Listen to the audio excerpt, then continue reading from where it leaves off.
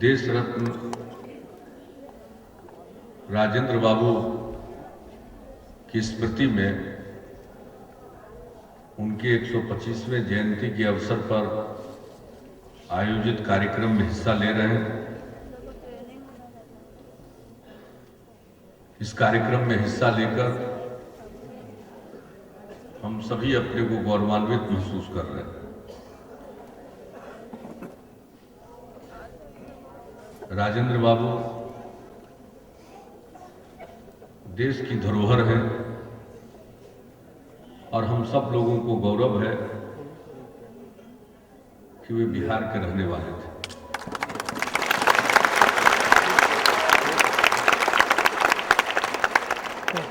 राजेंद्र बाबू ने आजादी की लड़ाई में जो भूमिका निभाई, संविधान के निर्माण में जो भूमिका निभाई और देश के नव निर्माण में जो भूमिका निभाई, उस अनुरूप राष्ट्रीय स्तर पर कार्यक्रमों के माध्यम से याद नहीं किया गया। इसका मलाल हम सबको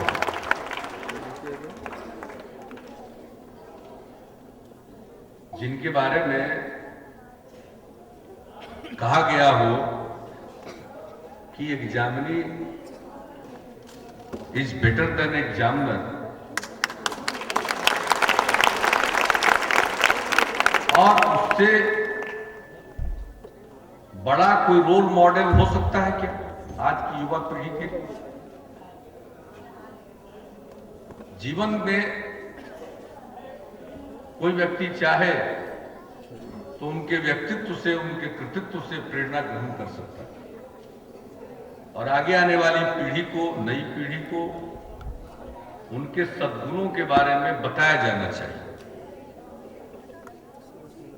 लेकिन बताए जाने के जितने तरीके इस देश में हैं, उस मामले में भी राजेंद्र बाबू के मामले में थोड़ी कंजूसी हुई है। हम तो बिहार राज्य के रहने वाले हैं, हम लोगों को तो गौरव है। और यही नहीं, पता नहीं, कभी कभी मुझको ऐसा लगता है कि यह हमेशा होता है। अब 1857 के प्रथम स्वतंत्रता संग्राम में जो बाबू कुंवर सिंह की भूमिका है, हम लोग जानते हैं। बिहार के लोग हर साल गौरवान्वित होते हैं, लेकिन जितनी बड़ी उनकी भूमिका थी उस हिसाब से पूरे देश में वो स्थान नहीं किया गया। और राजेंद्र बाबू ने तो राष्ट्रीय स्तर पर जो भूमिका निभाई, क्या उनकी देन है। अभी आदरणीय ठाकुर जी ने उनके बारे में, उनके जीवन के विभिन्न घटनाओं के संदर्भ में जो बात रखी है, कुछ ऐसी बातें भी उन्होंने बताई है जो सिर्फ वही जानते हैं या उस समय के लोग जानते होंगे। उन घटनाक्रमों के गवाह रहे हैं आजादी के बाद, खास करके तो बहुत कुछ जानने का मौका मिला। तो पता नहीं इस तरह की कितनी घटनाएं होंगी राजेंद्र, क्या उनको संकलित नहीं किया जाना चाहिए?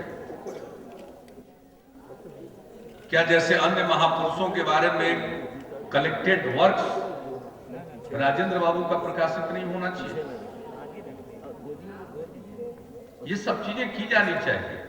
इससे कोई हम राजेंद्र बाबू की प्रतिष्ठा नहीं बढ़ाएंगे, बल्कि राजेंद्र बाबू जो कर गए उसको याद करके और उससे प्रेरणा ग्रहण करेंगे। आगे आने वाली पीढ़ी सही रास्ते पर चलेगी। लेकिन दिक्कत है, अब राष्ट्रीय स्तर पर जो होना चाहिए नहीं हो रहा है। हम लोग भी इस सवाल को उठा रहे हैं। हमने तो आदरणीय राष्ट्रपति श्रीमती प्रतिभाताई पाटिल जी से अनुरोध किया है कि देश के प्रथम राष्ट्रपति के 125वें जयंती वर्ष के सिलसिले में आयोजित होने वाले कार्यक्रमों में आपकी हिस्सेदारी है।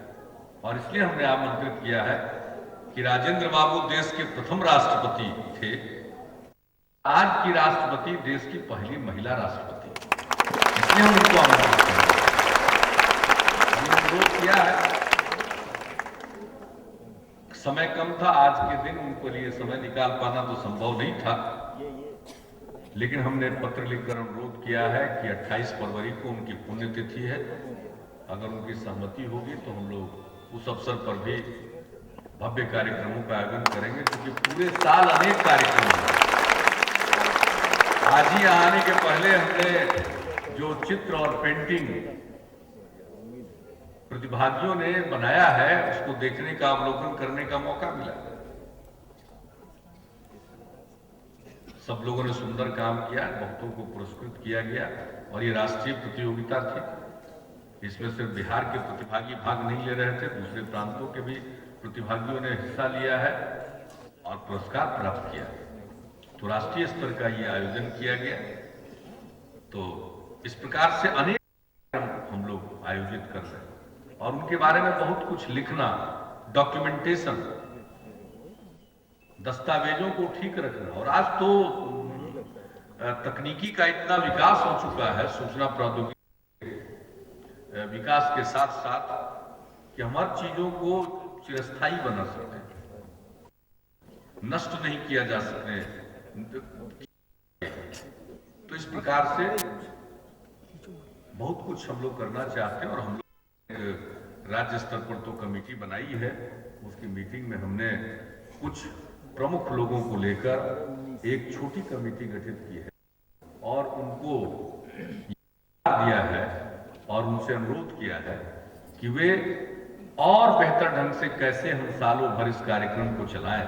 साल भर तो औपचारिक रूप से हम चलाएंगे, लेकिन उससे अगर कोई काम निकल गया तो साल को पार कर आगे जाएगा, को पूरा करेंगे जो हम लोग कर सकते हैं।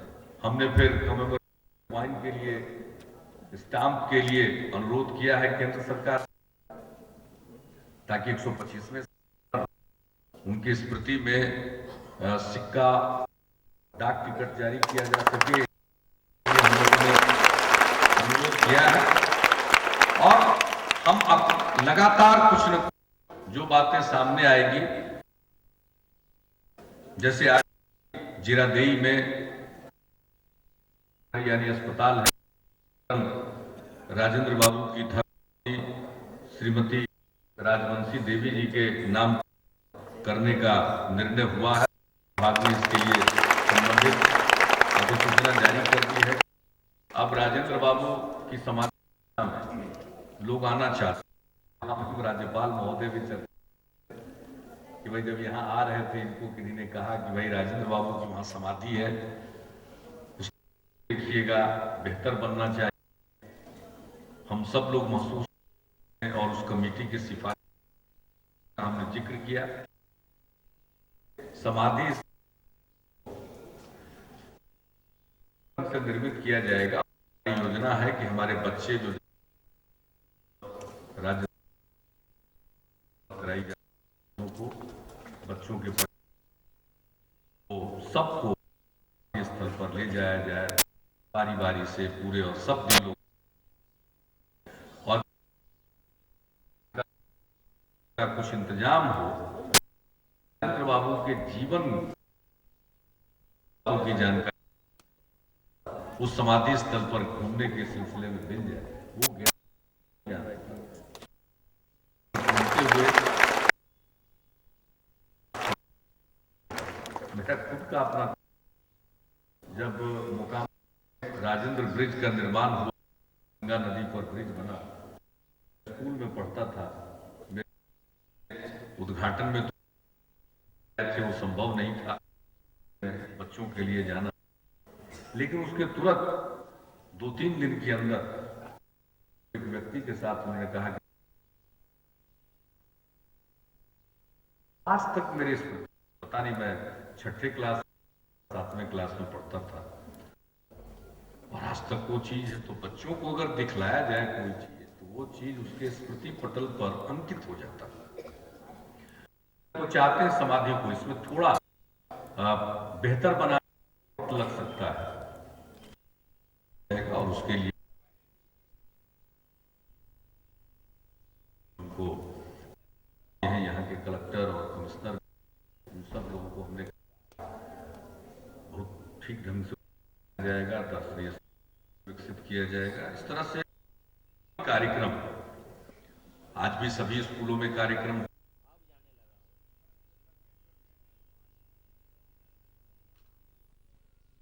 ऐसी विकास संभव नहीं है तब तक जब तक कि बिहार का विकास नहीं।